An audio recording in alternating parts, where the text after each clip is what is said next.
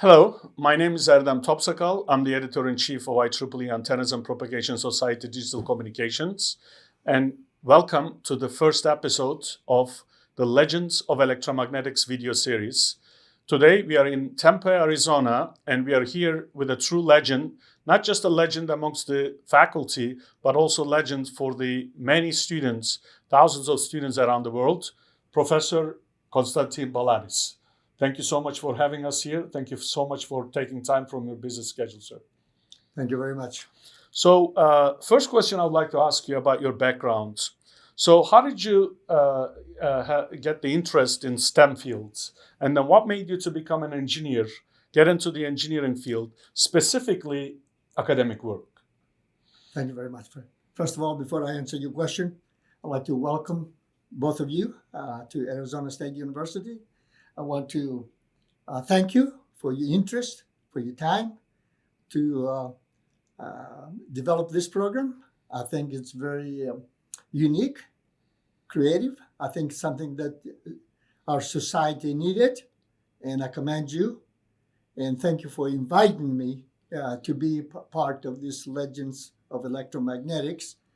I'm honored by the invitation, but also I'm delighted to participate. Now to your question. I don't think there were any specific defining moments as to why eventually I chose STEM. However, going back to my days in Greece, I came here in 1955. I started high school in Greece, about 2.5 years there. I always had an interest in affinity towards mathematics, towards the sciences. And that continued when I came here to the United States. I immediately enrolled in high school, continued high school, when I came to the United States. And I can tell you, the teachers that I had at the school that I attended, Newport News High School, they did nothing to discourage what my interests were. In fact, if anything, they encouraged my interest. I had wonderful, wonderful teachers, best teachers. I don't know if you can find any such teachers around the world that took time from their regular lectures to teach me English, to encourage me in the mathematics and the sciences. So I think that's how this thing evolved. So once upon graduation, when I decided to attend college, and I went to Virginia Tech as an undergraduate, my freshman year, actually, I was enrolled as a math major. However, after the freshman year, because of that, especially at that time, maybe through today, job opportunities were more available for people that were more in applications. So I decided to change major from math to electrical engineering because I knew electrical engineering uses a lot of mathematics, from complex variables, from differential equations, vector analysis. So it's very math intensive, and it just fitted to what my interests were. So that's how the whole thing evolved. And of course, after I finished high school, I got a job with NASA, NASA, at Langley Research Center, which happens to be the oldest NASA center. They used to be called NACA instead of NASA. And when I went to NASA, they asked me what area I would like to work on. Now, when I was a sophomore in college, I took a class, an elective class in microwave. At that time, we did not have that many electives, maybe a couple of them. The curriculum was more rigid, but I chose an elective in microwaves, and I really liked the laboratory that was associated with the lecture. So when I went to NASA, I did ask if I could join the microwave section, and I did. Okay, and I was delighted, obviously, to give me that opportunity. And even I did my master's thesis in microwaves. I measured the dielectric properties of materials like a Teflon, polystyrene, plexiglass, in 60 to 90 gigahertz at that time. 60 to 90. We had klystron sources. To keep the frequency stability, we used to put the klystron, the source, inside an oil bath to keep the dimensions constant, and so the frequency will not change. It will not drift, in other words. And in fact, I have one with me here. This is not the one I used at the time, but this is the classic X13 klystron, X-band. Okay, and so something very similar, but it was sealed. Put it into the oil bath, and in fact, the work that I did extended the tables of dielectric properties of materials that was in a classic handbook by Von Heppel, well-known handbook on dielectric properties. But you didn't go more than about the X-band at that time, the handbook. So I extended the frequency range from 60 to 90 gigahertz on those dielectric properties. So that was the continuation into STEM. And in fact, I worked in the microwave section for about 4 years. And out of my 6-year tenure at NASA Langley, joined 1964, left there in 1970. In my last 2 years of my tenure at NASA, my interest kind of switched into antennas. So I joined the antenna section. In fact, I did my PhD in the area of antennas, electromagnetic, analytical methods for electromagnetics antennas. In fact, the geometrical theory of the diffraction, GTD, is applied more to complex structures, especially airframes. RCS, more into patterns, but even RCS eventually.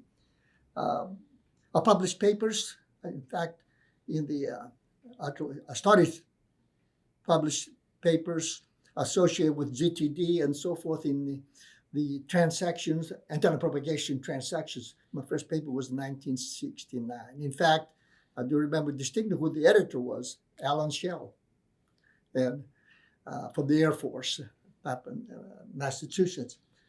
And continue that, for a number of years since today, from 1969 with the AP Society. So, while I was at NASA then, I had a excellent tenure, loved it. However, also at NASA Langley at that time, there were 3 universities that had extended education there. It was Virginia Tech, University of Virginia, and George Washington University.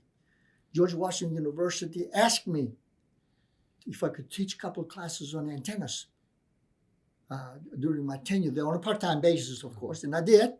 And that kind of piqued my interest into full-time education.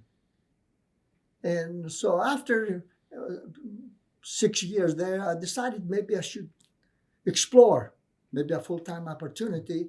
And I was invited to give a lecture at West Virginia University. In fact, I didn't even apply for the position. They just invited me. And when I went up there, they made me an offer. And I joined the faculty. And that was the beginning of my full-time tenure as a professor. That was about July, August of 1970. And I was there for 13 years. And I learned, obviously, I had to recruit graduate students. I had to pursue funded research, write proposals, and I was funded by a number of agencies. In fact, the first agency that funded me to do some work, it was the place I left, NASA and ASA, Langley Research Center. They gave me a grant. Then also, I had some funded research with the Federal Aviation Administration. During that time, it was the development of the, what they were calling at that time, the microwave landing system. It was an updated version of the old ILS. This was to operate at 5 gigahertz, around 5 gigahertz, where the ILS was a VHF type of a system.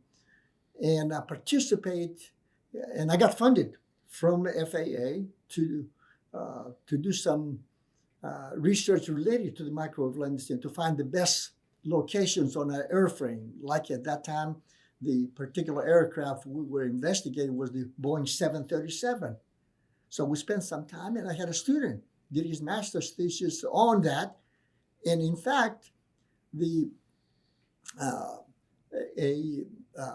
association related to FAA, RTCA, Radio Technical Commission for Aeronautics, in 1976, they they recognized us for the work that we've done towards the MLS system, in particular the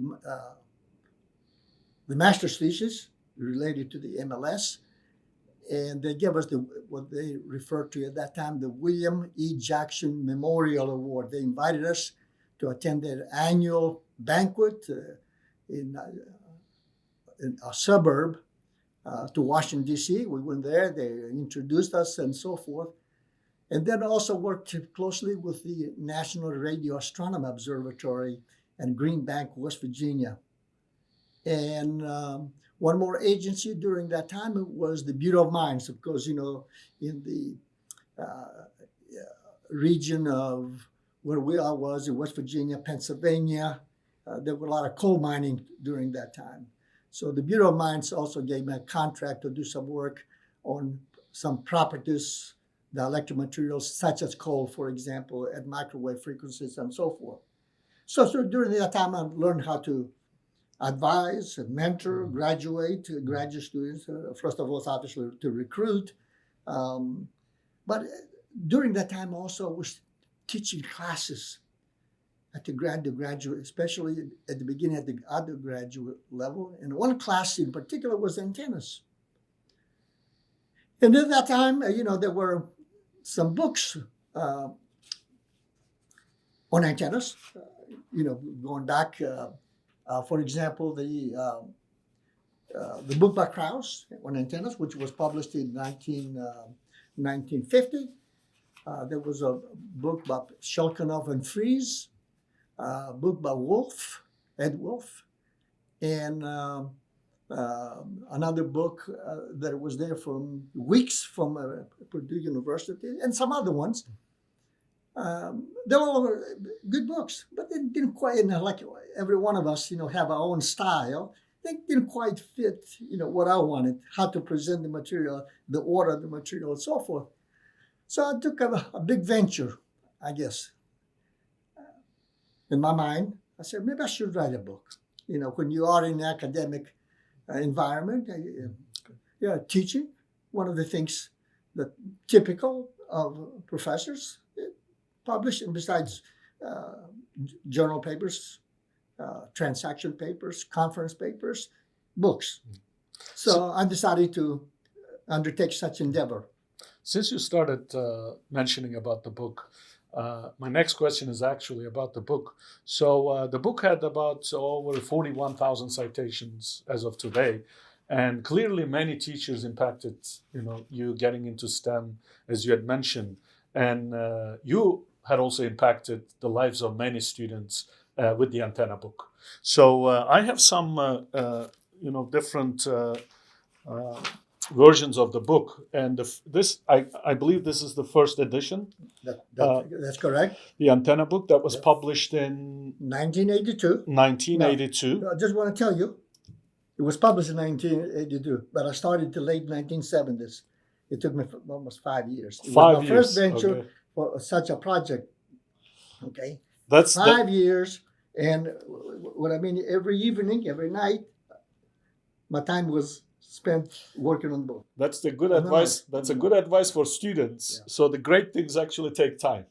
Well, at that time, again, I was new in the book publication. When I wrote the second book, which when I came to Arizona State University, it was about the same size, where it was in Advanced Engineering Electromagnetics. It took me about 3 years. So I went from maybe 5-6 years to 3 years, cut down the time. I learned how to do it. You know what I'm talking about? I don't want to share shortcuts, but I was more efficient. Yeah. So I had the opportunity to use your book in my classes. And then now you had mentioned that the first book came out in 1982. And some of the patterns actually here, 1982, we didn't have the computer technology. to actually create some of those images. Can you tell us a little bit about, how you actually managed to, create those images? Yeah, that's a good one there. So that's a pattern. Actually, we have never seen any book or even publication to display three-dimensional a pattern related to an antenna, for example, in three-dimensional, which are two-dimensional patterns and so forth. We used to measure and so forth. And I had an undergraduate student, his name was John Jeffrey. He was quite good with, computers, IT technology, what we call today. And he's the one that was able to take the data that we were able to simulate, to compute at that time, analytical methods, because we didn't have the software that we have today. And he took that, converted that to a three-dimensional pattern. And when it came time to print or to create that kind of a pattern, it would take 2 hours on a mainframe at that time, 2 hours. And I had to get special permission from the director of the computing center to allow me to generate that kind of a pattern. And I had a number of them. Now, at that time, they were black and white. But the first that I know, I had not seen one in any other publication, three-dimensional pattern, especially in a book. So that's something kind of unique for that time. And of course, it continued throughout. And in fact, on the cover, that's the three-dimensional pattern. Okay. So the rest is history, of course. We all know that the book became popular, and then we have many versions here. I'd like to show, to our viewers. So we have one version here. That's, I believe, Portuguese, right? I think the book eventually was translated into 5 languages. And we have another one here. This one is Korean. That's the Korean. The first one, actually, if we go to that one, the one you have your hands, that's the Chinese. I think that was in 1985. Remember, the book came out in 1982. Okay, 1983, I visited with a delegation. We were invited to go to China at that time. One of the universities that we visited were the people using the book, and they were translating the book. And at that time, they had not even contacted the publisher. So they asked me, can we translate the book? I told them, I say, if it were up to me, yes. However, the copyrights belong to the publisher. You understand what I'm saying? Even though I give you permission, it's not the legal permission. Anyway, whatever happened, it was published in the Chinese. Eventually, then we had it in Korean. Then we had it in about 2001. I want to put these right next to each other specifically. Korean. One of them is the Turkish version, and the other one is the Greek version. Oh, okay. With the competing versions, obviously. So, and then it was translated into Greek and it was Greek Turkish. and then Brazilian or Portuguese, because they speak the language. And eventually, in 2013, it was the Turkish. Now, the Turkish and the Greek were of the 3rd edition of the book. Now, the Chinese translation was of the 1st edition of the book. The Korean was of the 2nd edition, and I think I misspoke. I think the Greek edition was of the 2nd edition. However, the Portuguese and the Turkish were of the 3rd edition of the book.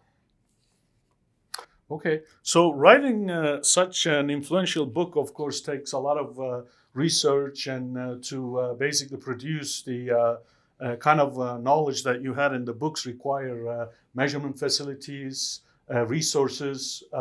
So can you tell us a little bit about the facilities at Arizona State University that you built over the years, specifically the chamber? We would like to hear the story of the chamber and measurements and so forth. Okay.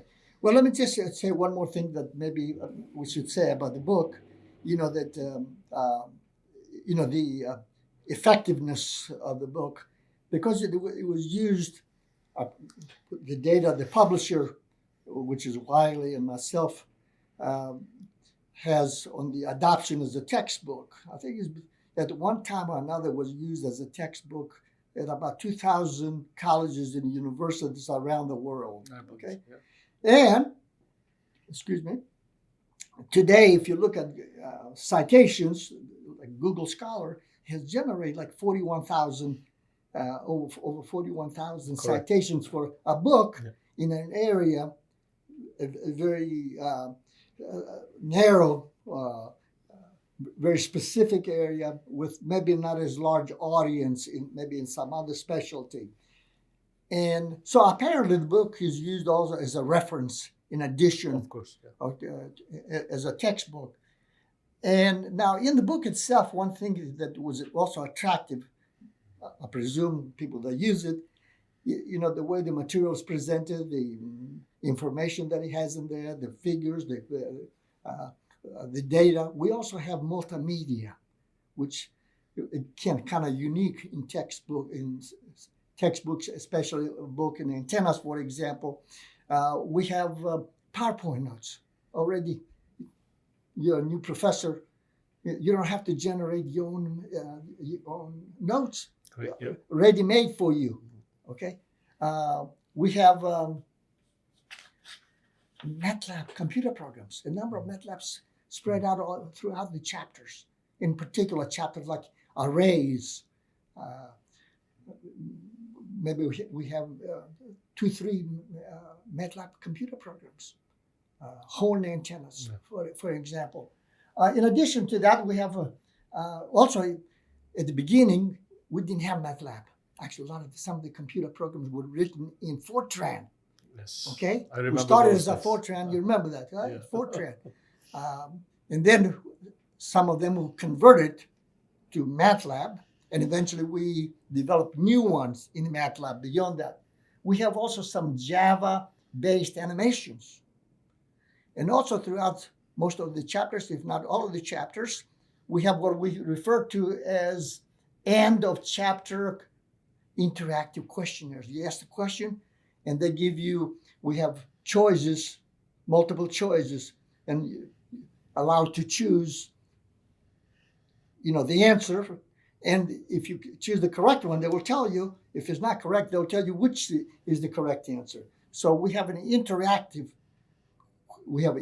questionnaires at the end of the chapters.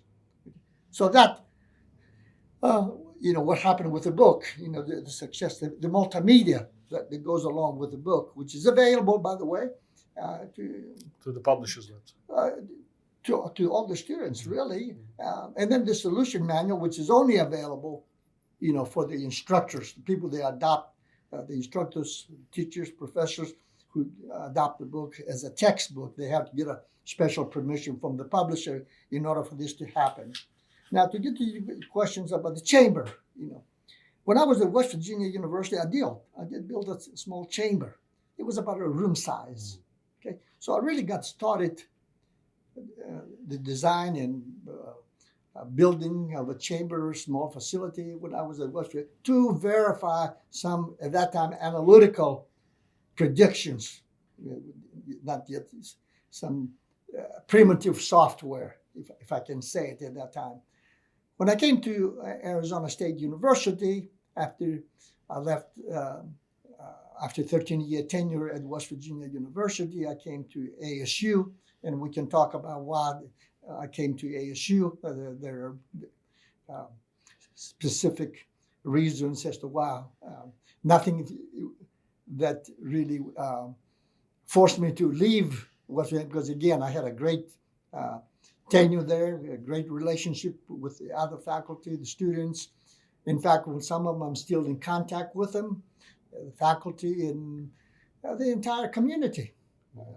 Even the then president at that time, President Gee, I think, was the one who eventually left, went to Ohio State.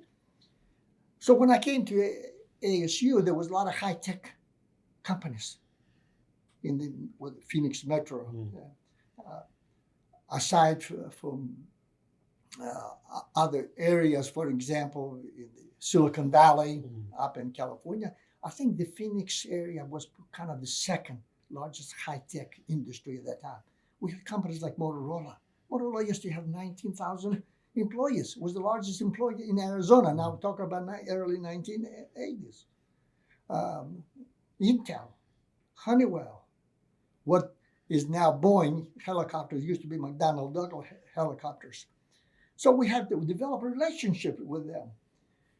And one of the things that I wanted to do with the when I developing the research project, in fact, I even discussed it during my interview here at Arizona State with the dean, with the dean's office, the associate dean for research at that time. I wanted to build a facility, anechoic chamber, and there was, by accident, there was a room available. There used to be the educational channel for ASU. They had moved from a given location here to a new location, and it was ideal in size for a chamber. So I don't want to say demanded, but they promised me that they would give me that room, and it would be up to me then to get the software, the instrumentation, develop the laboratory, but the room. And as promised me, when I decided to come and join the faculty, the space became available. And we built a chamber, which became operational 1985, 1986, completely operational. We had a compact range in there. We got a lot of donations. In fact, we may visit the facility later on today. I wrote a proposal to the government, U.S. government. In fact, it turned out it was ONR that picked up the proposal for funding, instrumentation funding for the facility. And I was funded, and it was the funds that were made available by ONR would match with the university, ASU. So it gave us sufficient budget to be able to buy some of the things that we could not get it donated. Like the HP 8510 at that time, it was the Cadillac of the industry, as they were saying. We started off with 8510 A, B, C. That's okay. I think that was the most expensive. We did get some discount, but it was not totally free. So we built a facility, which the inside dimensions, as we'll see, in length 51 feet, in width about 26 feet, in height about 18 feet. Compact range, the reflector, the compact range reflector, which was donated by March Microwave in the Netherlands. At that time, it was about $250,000. It was totally donated. Not only donated, it was created, it was shipped by air from the Netherlands to Phoenix. Early 80s. Mid-80s. Mid-80s. Okay. The reflector itself is spec'd up to about 100 gigahertz, from 2 to 100 gigahertz. But the other instrumentation that we have, some of the horns, the feed horns, and so forth. So actually, the frequency range for the operation of the chamber, as we designed it, and is available today, is between 2 and 18 gigahertz. So we go up to about 18 gigahertz.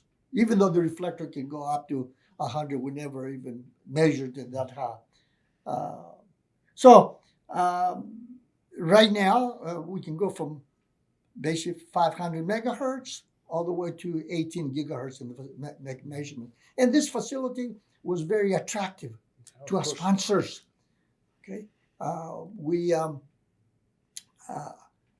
were able, eventually, I was able to, by 1990, to put together a consortium of government agencies, industry, not local industry necessarily, national.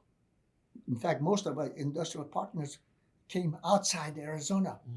Okay, and that was one of the main attractions was also the facility. Yeah. To make measurements, whatever we were predicting, we were simulating analytical predictions. We would be able to verify. We built scale models. NASA was one of the members of the consortium, for example. They donated for us a scale model of a helicopter. By the way, the area that we chose that nobody was addressing at that time, technology related to helicopters. Everybody was doing advanced aircraft, like the B-1 bombers, all the stealth related aircraft. We, to make it kind of unique and something nobody was addressing, so we put our focus on helicopters. And that attracted companies in the helicopter area. For example, Bell Helicopters, Sikorsky Aircraft in Connecticut, Bell Helicopters in Texas, locally, McDonnell Douglas at that time, helicopters. Now it's Boeing helicopters. And we had even IBM joined us. We had NASA and ASA. We had the Navy from Patuxent River, Maryland, as well as from California. We had the Army Research Office. We had the Army Directorate from Fort Eustis, Virginia, some of our sponsors. And another small company, Travec Avant, also joined our team. They were together. They were with us for 28 years. We started in January 19. We initiated the program officially 1990, and lasted 28 years. In fact, they wanted me to go for another 4 years. I told myself, well, I think we did enough. You know what I mean, for 18 years. Rockwell International, Cedar Rapids, Iowa. They were also members of the consortium. So I guess those facilities led to the design and fabrication of many antennas, and I see some of them behind us. So can you tell us, if we were to grab a couple, tell us, about these unique antennas that we have here? I can grab some, a couple. Maybe this one over here. Maybe we can start with this slotted waveguide. Yeah, this slotted waveguide, there's a curvature. Now, if you take it, this is the X-band waveguide, okay? And if you put a slot right in the middle, based on the dominant mode, the TE10 mode, for a waveguide, if you put the slot right in the middle, and if it's not big enough to disturb, the distribution, the modes of operation, it doesn't radiate because the current density today is zero, ideally. So if you offset the slot, you can get radiation. And this one here, it's not a straight slot, it's curved. And the curvature of the slot controls the radiation. It can scan the beam, tilt the beam if you wish. This particular project was funded by a company, local company. And it was the actual curvature was classified. I knew because I had a classification, approved classification, okay? However, the student that was working on this one did not have student or students. Yeah. So we cannot use the actual. So we developed a generic curvature here. I see. So just to prove the concept. This is the generic curvature. This is the generic one, okay? So we can talk about it and show it, okay? And we actually, the student made the predictions, so they did the analytical formulation, predictions, simulated data, measured, but we wanted to verify it. What else? We had the facility we needed to do the operation, to do the verification. So we measured it. Obviously, we had a positive results, and this one, as I remember correctly, this was started maybe late 80s. The student graduated early 90s, 91, 92. At that time, published a paper in the transaction, presented papers in the conference. In the conference, especially the AP-S attended and presented papers. So we proved the concept. So this was a classified curvature, okay? And so that's one of the projects. So how about this one? Well, this is kind of more recent. This is obviously a loop antenna, as you can see there, on the top of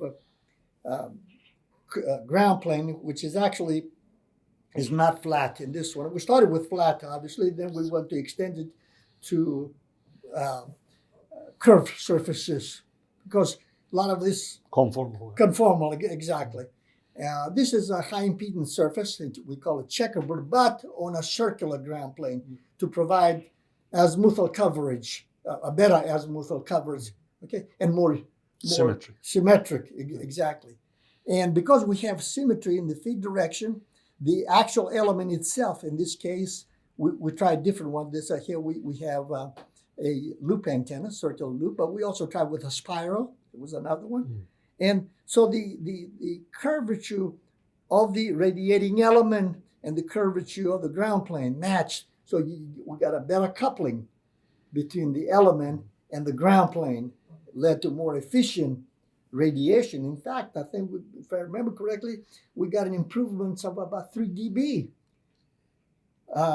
in the directivity because of the better coupling between matching the radiating element with the ground plane and the high impedance surface, which is a checkerboard type of a surface, but for a curved surface. In contrast, let's say this is a surface again, but this is on a rectangular high impedance checkerboard surface, okay? And eventually we took this one and extended to one-dimensional curvature, like a cylinder, circular cylinder here. So we went from, let's say, evolution from flat to one-dimensional curvature, and then to the three-dimensional curvature, okay? And all those things that you see here, and we have others in the background here. Not only we simulated, but we measured it. And when we say we measured it, I didn't measure it. The students that were involved in the specific project worked with a person, Craig Bircher, that we had, was with me for 35 years, that was managed the chamber, and the students took part during the measurements so they can learn, even though Craig maybe was directing how the measurements should be done, what should be done, the students could ask questions and interact with it and learn something besides the simulations, learn how measurements are done. Not only measurements, good measurements. If you happen to know Craig Bircher, was in charge of the facility for 35 years. Very meticulous type of a person. So speaking of students, I'd like to ask you about your involvement with IEEE Antennas and Propagation Society. So you are currently the IEEE Life Fellow, and you have been involved with the society for many, many years. So I'd like to ask you, how did the society impacted your academic career, your research? Oh, with no doubt, my affiliation, my membership, in general with IEEE, but in particular, even with the Antenna Propagation Society. I was really member of about 5 societies: Antenna Propagation, MTT, EMC, Geoscience and Remote Sensing, and Education. And I was active in all of them, not just I was a member just to be a member, especially the first 4. Okay. But the AP was my major one. That's the one I spent most of my time. I became more active, and I'll tell you a little bit about my activities with them. But I started, as a student member. back in 1982 when I was a undergraduate at Virginia Tech. Participated in the local activities. I got to know some of the faculty that were participating and were members of the IEEE. So I learned about IEEE at that time. Okay. Now remember, IEEE, the Electrical Engineering Society, there were two of them. It was IRE, Institute of Radio Engineers, and there were the AIEE, American Institute of IEEE Electrical Engineers. As you had mentioned, I would like to show our viewers that to my surprise, actually, Professor Balanis has a library of the issues of the publications. And this one is, I've been in the academia for almost 30 years.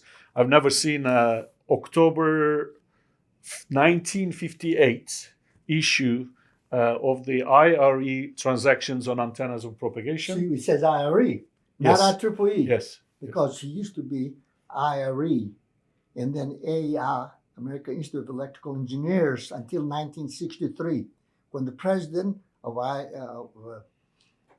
guess now IEEE, of IRE at that time, I think was the president of Brooklyn Polytech at that time. I can't remember his name. I can visualize his face, but I can't remember his name. I want to say Weber, but I may be wrong, okay?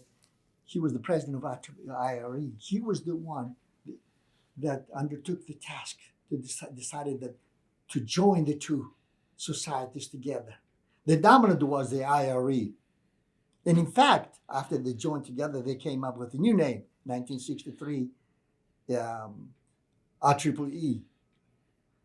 And so a lot of the publications, transactions, if you go before the one we see today, let's say for the Antenna Propagation Society, used to be the IRE transactions, like the one, in Joshua 1958, says IRE. So that was the dominant one, the dominant of the two societies before the IRE. And kind of the IEEE, an extensive version, a newly version of the old IRE, I think, as I see it. Now, I became active and started publishing and subscribed to the publication in 1969. So I had all the publication, all the copies since about 19. However, I inherited some of the older copies of the transactions starting in 1958 from a colleague of mine. But actually the transactions, IRE transactions started about 1962. So I don't go all the way back to the beginning. I go back, but not all the way back. So the ones I have start about 1968. No, I'm sorry, 58. 58. But it goes back to 52. Okay. So you have received many awards, and also from our society, Antennas and Propagation, and two of them are the 2012 Distinguished Achievement Award, 2005 Chen-To Distinguished Educator Award. If you don't mind, I see in the background the Electromagnetics Award. If we can pick that up, and there's a little story about this award, and if we can show our viewers while you are telling us the story of the figure, on this award. Can you tell us a little bit about, the story of this figure? Yeah, I'm gonna tell you, but I'm not gonna charge you for it. I hope not. Okay. The thing goes back to 1990s, or maybe even 1980s. Late 80s, mid to late 80s. A good friend of mine, very active in IEEE, Kyoto Miyasu. He was more active in the MTT and the Geoscience and Remote Sensing Society. He was the one that undertook the task to introduce this award, the Electromagnetics Award. So what he wanted to do is to design the medal associated with it. what he told me was, because we became good friends after we got to know each other. I'll tell you another story besides that afterwards. He wanted to put Maxwell on the medal, and he was trying to contact some of his ancestors, okay, some of the people of his family, okay, to get permission. But I guess he had a hard time, and he had time limit for IEEE to do this. So he took maybe the second option. Second option was to put, as you see on the award, Maxwell's differential equations. But he wanted to put also something else to supplement that. So he chose chose a figure from a book of the cross section of a horn antenna with the internal electric fields distribution. Field lines. Yeah. Exactly. And then he sent it to me, and he says, I guess you will probably recognize this. It may be familiar to you. Because like I said, we had developed such a relationship. And so there's something related. We talked about the book, the impact that the book had on many things, maybe even on the IEEE Electromagnetics Award, the upper part of this thing right here. You can see the horn antenna with the distribution, with the distribution of the electric field structure inside lines, there. Yeah. The only problem is he didn't put my name on it. You see, and I never. But you did receive the medal. I received the medal. Yeah, he passed away. Unfortunately, we lost him, and he didn't see that happen. You know what I mean?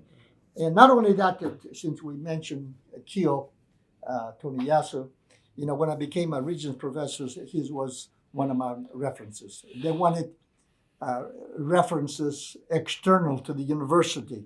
So he was one. At that time, he was working for General Electric in Pennsylvania. And they had a ceremony related to the induction of the Regents Professor, kind of formality. Blah, blah, blah. So he invited all the references. We didn't expect, the references were even from Europe, you know, foreign countries that I had used. But Q was one of them. So when we were going to my family and I were going to the place where the ceremony was going to be held, I see we were walking on campus, and I see Kyo. I said, "What in the heck are you doing here? You didn't tell me you were coming." Now here's a man traveling all the way from Pennsylvania, coming to an unknown place. I think that was the first time he ever visited ASU, and didn't even tell me he was coming. He was one of my references. Of course, when we saw him, obviously we took him with our family. We spent the evening together and all that. But that's the kind of individual.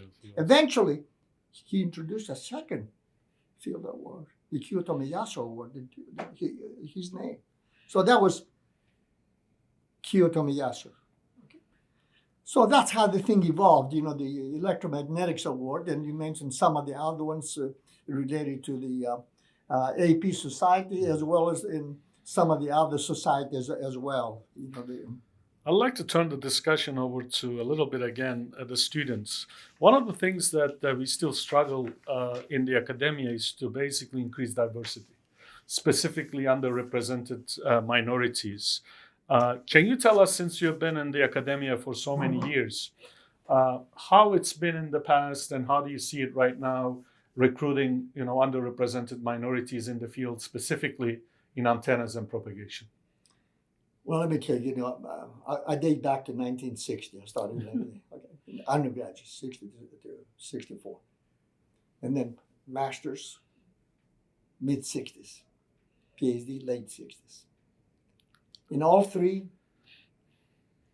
degrees, classes that I attended for bachelor's, master's, PhD, I never had a female student, colleague in my classes at that time. I started teaching in 1970. Now we started seeing, at least I started seeing, you know, this is, I'm telling you from a personal experience. Had students, female students in class. And I think if you look at the statistics, and nowadays we see more, but we still haven't done enough. We have come a long way, but not long enough yet. Okay? A lot more needs to be done. But just to give you some statistics, I'll look it up. In 1970, there were only 3% of women engineers. I think as of 2022, there were 13%, 13.7, let's say 14% women versus 86% men. Yes, we closed the gap, but not close enough yet.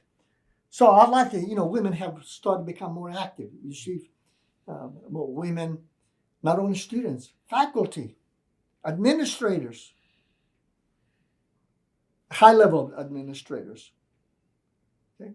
There's a women in engineering, all the engineering schools or departments, for example. They have societies. They attend symposia, like the antenna propagation side.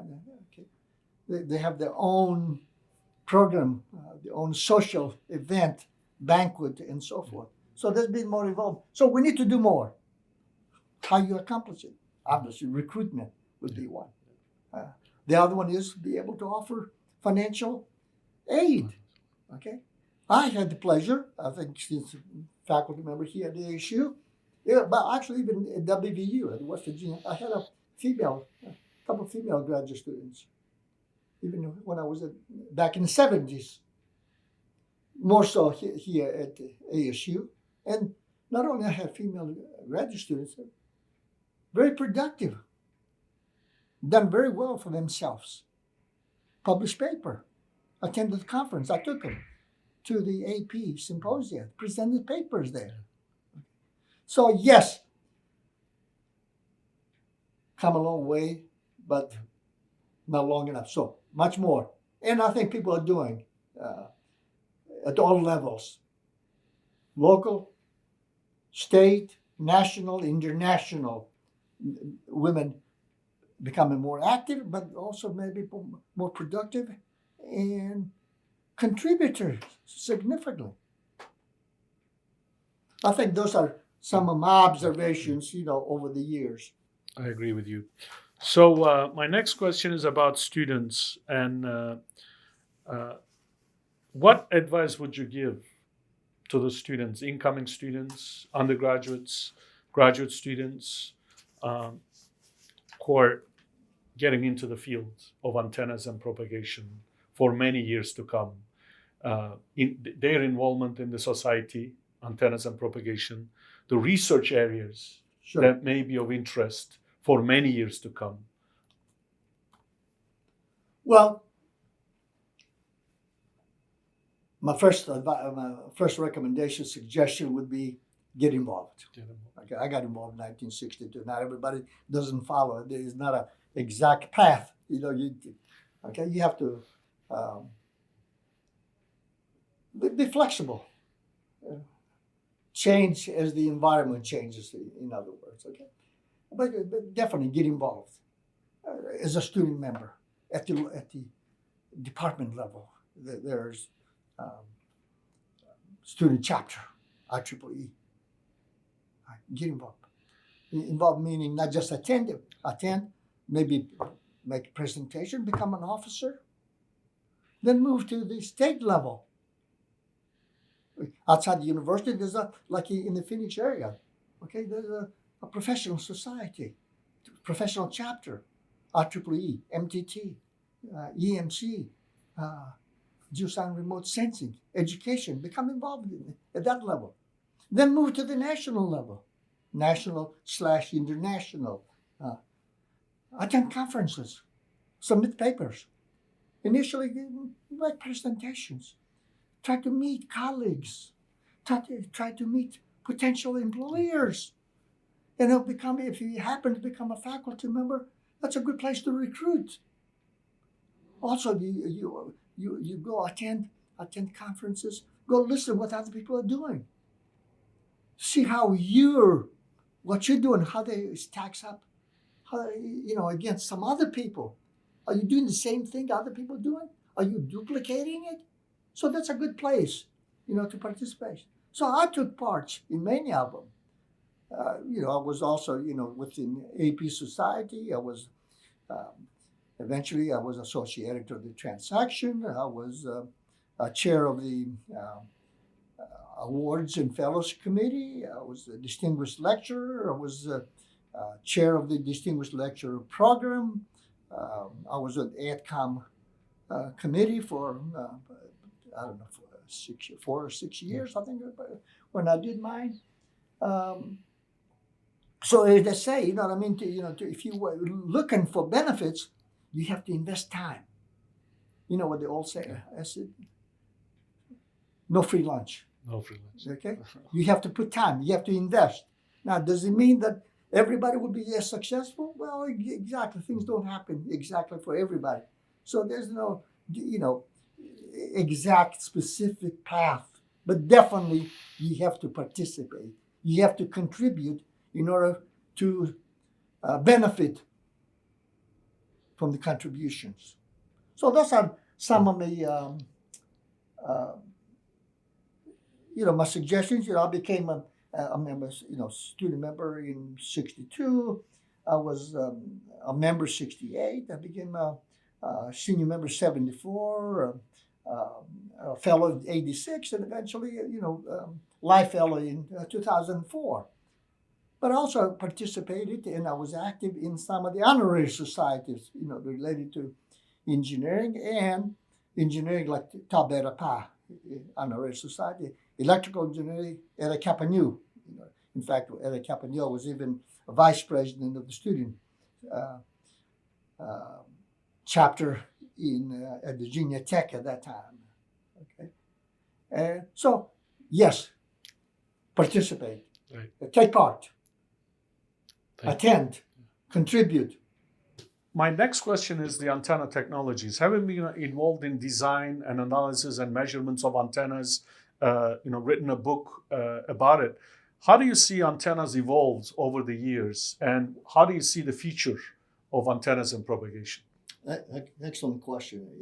The antenna technology goes back to the 1980s. Hertz, spark gap. 1880s. 1880s. Okay. But actually, the modern antenna technology started in the 1920s. The Yagi-Uda antenna, for example. Yagi was a colleague of Uda, but Yagi visited the United States. It was one of the first publications in English, because a lot of the stuff that they were doing was in Japanese. So Yagi came to the United States to attend one of the IRE. We talked about the IEEE versus the IRE conventions. He presented the paper on the design of the Yagi antenna, which became a classic configuration. And everybody, a lot of the amateur radio engineers, they call it Yagi. Actually, it should be Yagi-Uda, because Uda was a colleague of his, but contributed as much, if not more, than Yagi. It just happened that Yagi visited, had the publication in his name, the Yagi antenna. But then eventually, from that 1920s, then we went back to a lot of progress was done in the 50s, 60s, 70s, and now it's an explosion, I think. If we go back and listen to the words of Professor Krauss, who was one of the pioneers in antennas, right, with his textbook and antenna technology, his book in 1950, for example, he says the antennas are the eyes and ears of a communication system. We know humans, if they don't see well, they don't hear well, they cannot be effective. Same thing with the antenna design. No matter how good the communication system is, wireless communication system, if the antenna doesn't function, the system cannot operate efficiently, be able to achieve the transmission and reception of the information. And this has become even more important today with the advancements in wireless communication, with the cell phone. Take it as an example. Everybody, we've seen the evolution of the cell phone from 1 kilo to a few ounces. One we used to call the brick in 1973, and here's what do we have today? Something like this, even smaller. You understand what I'm saying? So the efficiency of this, to be able to communicate, somebody's calling you. A lot of people don't realize is the antenna. You don't see it; it's inside. It used to be external. Back in days, yeah. But they moved it inside, embedded inside, because it would break. It wouldn't look right, you know. So tremendous strides over the years, and they are many opportunities, many challenges ahead. So if it's a young person, or don't have to be a young person, looking for the, adventures, opportunities, challenges, from my perspective, 56 and a half to be years, experience in the area of electromagnetics, antennas, microwaves. I would highly recommend it, you know, to take part, okay, to study, to advance, to contribute in the area of that. Many opportunities. And nowadays we talk about this metasurfaces, metamaterials, kind of a hot area in the integration of this kind of structures with radiating elements like antennas, for example. The integration, you know, it has increased the efficiency of the radiation characteristics. Considering the resources we have these days, you know, much better than what it used to be. Oh, obviously, in simulation, in measurements, and everything, you know. So I highly recommend it. You know, from my perspective, you know, I followed that path. Okay, and people says, "Would you have done something else?" First, I would never want to look back. I could not have done it any better, even if I had scripted in some way. Because if I had done something better, I would have done something else wrong. Okay, I never envisioned when I first came to this country, or even when I was back in Greece before I came here, that one day I will be what I am. Okay, I think I had people that helped me throughout. We talked about the high school. Even I can't say much more than what I have said to stress how important that was for me to come to a new country, to not know the language, and for them to help me. That would take time.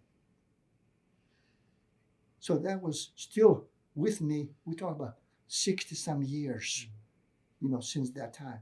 So I highly recommend that they, but to be able to contribute,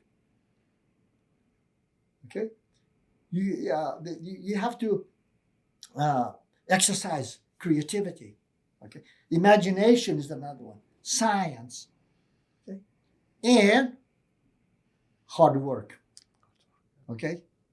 Nothing comes easy. The good things are hard to get. Some of them may become easy, but most of them you have to work for them. They're not going to come to you. You have to go after them. So I highly recommend that that people's looking for area. If it's electromagnetics related, again, I'm kind of biased, obviously, from my publications, the books, and so forth. Electromagnetics, antennas. I think there are many opportunities. I certainly have no regrets whatsoever, and I appreciate all the people that helped me. I have made many good friends. I guess I'm looking at one here.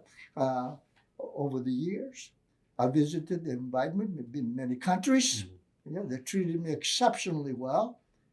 So I had a good life. Sorry, that's the way it is. I'll let my heart talk instead of my mouth. Okay? That's great. Okay. Thank you for the great advice and sharing all your experiences with us. My last question is about your hobbies. I've known you since 1997. I met you during a NATO workshop in Samos, Greek island Samos. And I know that you're a great dancer. You do sirtaki, that's a Greek form of Greek dance. And background, I see gone golfing. So I know that you also play golf. Can you tell us a little bit about the importance of work-life balance and what have you done to balance, the hard work and with the things that you have done outside of work? Yes, when I came to this country, my purpose was to work, and I didn't have opportunities, to participate in organized sports at high school, elementary school. No, not elementary because I came in high school, college, and so, but also did not have the physique, to that.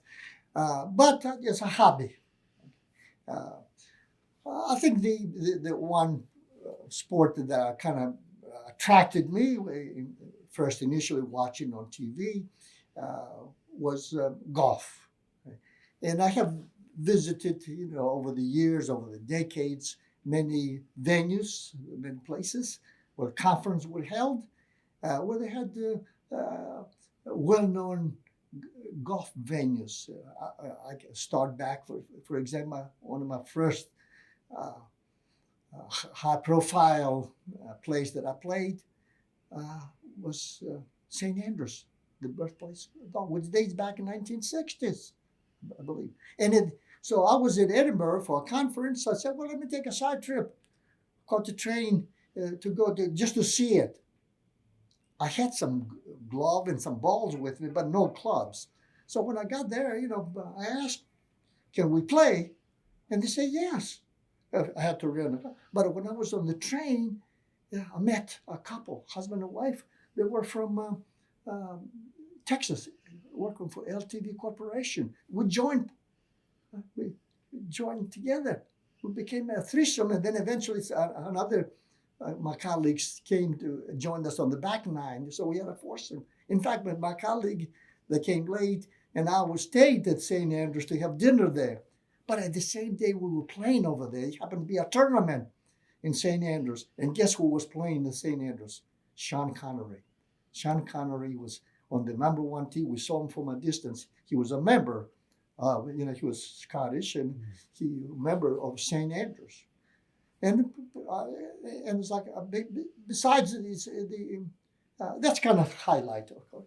Another highlight was in Pebble Beach. Everybody's the iconic Pebble Beach in California. Again, I was at a conference in Monterey, California, and I was a keynote speaker.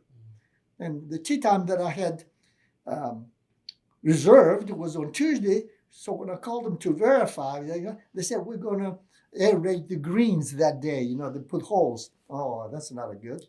So I said, how about Monday? And that's what I was giving my keynote speech. He says, around noontime, he says, yes, 12:30, something like that. I said, I take it. So I gave my keynote speech early in the morning Monday. I went and got dressed, got on the car, I went to Pebble Beach. And what a coincidence. I was paired up with a threesome, civil engineers from University of California, Berkeley. They could not have been any nicer. One of the guys, I told him, and I played quite well for me there. And in fact, I told him, if I go back and tell them, my friends, how I played, they're not going to believe me. I have 3 pars, including the one on 17. He said, you tell them to call me, okay? Civil engineer. He was a consultant engineer, said to call. And guess what? When I got back, he called me. That's the kind of people I happened to run across. I had played at, when we were at Spokane, Washington. I think AP was there in 2013. Nearby there, about 30 miles, is Coeur d'Alene in Idaho. They're well known for this number 14 floating movable green. I went there with some of my colleagues, Stuart Long being one. I went and played there. Last year, EMC was there. I was invited. I participated. I taught a short course for the EMC Society. Guess what happened? Part of my agreeing to go there is to play golf at Coeur d'Alene again. We had a foursome. They organized a foursome. We went and play there.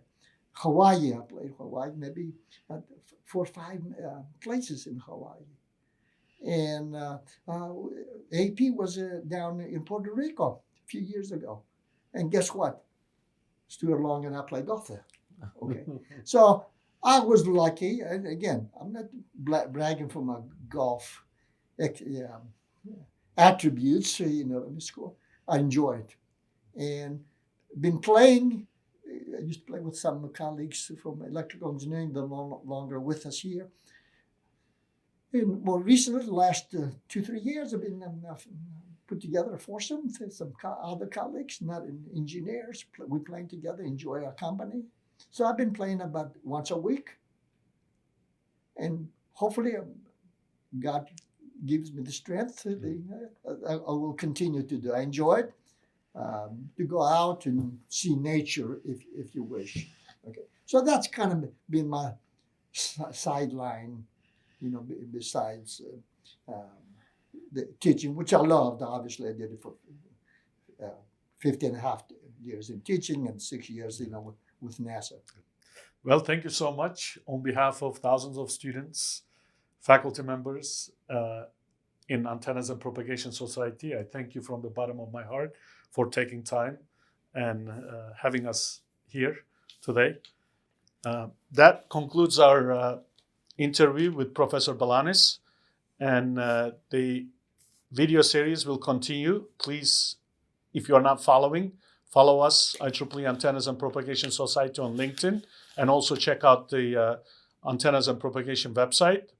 And until next time, stay happy, stay healthy.